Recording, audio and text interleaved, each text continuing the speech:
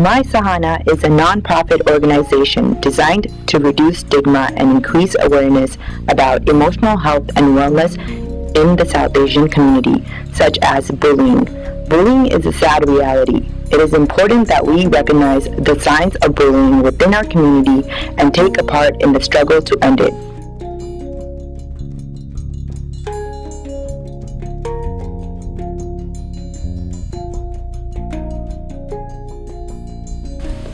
Bullying is the warped harassment of an individual for irrational reasons. Bullying can be done for any number of reasons, among them race, religion, but it's mainly about social status.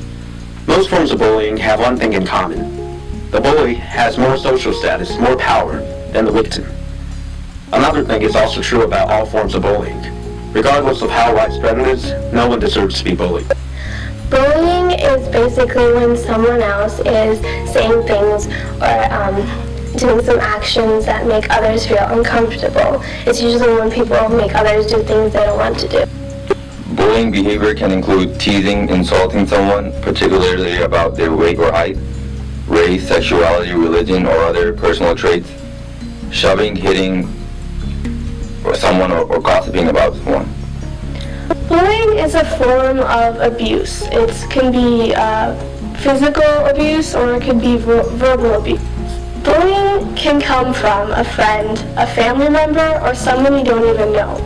And nowadays, bullying can even come from from the internet, like cyberbullying, through pictures. Things like Facebook create a whole other world for bullies to go and hurt or harm other people. And bullying is not something that everyone should be okay with. They should take a stand and do something about it. Bullying is an act where a bigger person normally harasses or abuses a younger person with no power at all. Like a person that has low self-esteem about himself.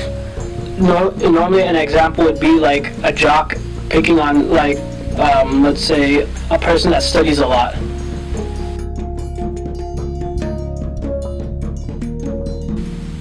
In general, if you find yourself traumatized or unable to get through your day without thinking dark thoughts, if someone's harassing you on a constant basis and you don't know why, you're being bullied.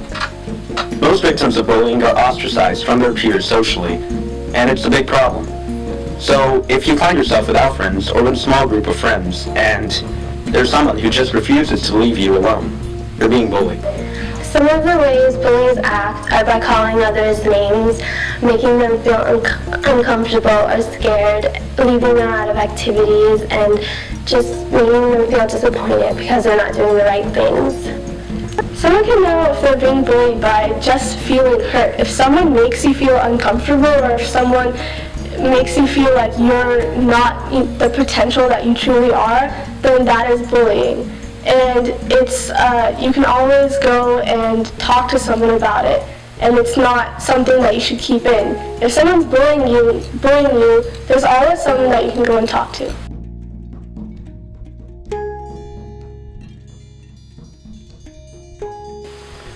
Well, thankfully enough, as a second-generation Indian immigrant, I have to say I've encountered almost no racism in the United States. Assimilation has come really far, and really, most South Asians who are bullied aren't second generation. They tend to be recent immigrants, and it's more of a cultural clash than a racist link. For example, many of the first-generation Indian immigrant kids I know bring in Indian food, cuisine for lunch. Oftentimes, people find it unusual and harass them for it. I've heard such stereotypes as Indian food smells bad, or by extension, Indians smell bad. Well, of course, this applies to all South Asians, not just Indians, but in particular, it's mainly a cultural clash. South Asians have been bullied, I've seen it, and it needs to stop. Yeah, I have been bullied before.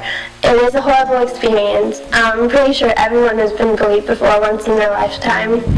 Something I would say is, don't let anything get in the way of your self-confidence. Be proud of who you are, and don't let anything bring you down. I've actually, both. I have been bullied before, and it's not a fun experience at all. And it is because I was Indian and I was doing something close to my culture and someone wasn't okay with it.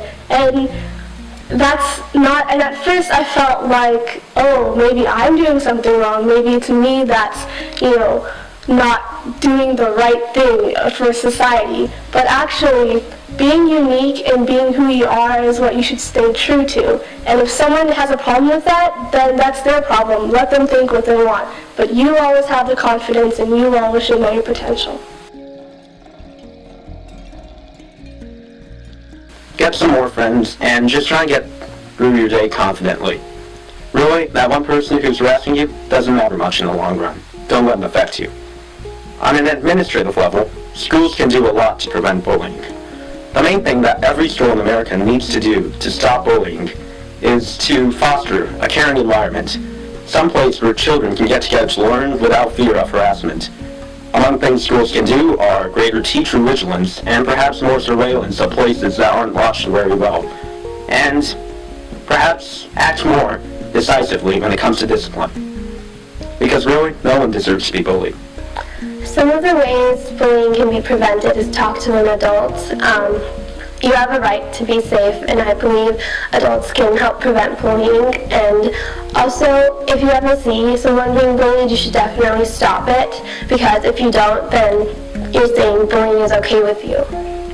Bullying can be prevented by several ways.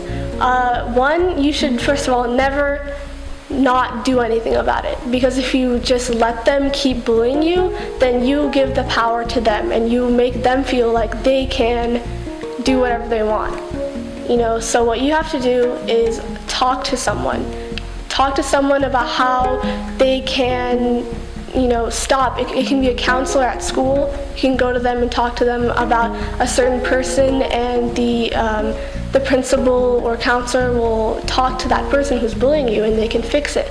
We can always talk to a friend or a family, and family is there to help you be a better person, and you can always confide in them, even though it's hard. I know sometimes in this right now in society, like South Asian teenagers have a hard time connecting with their parents, but in the end, your parents are there. Like, whatever happens to you, they're always there. So don't be afraid to go talk to them.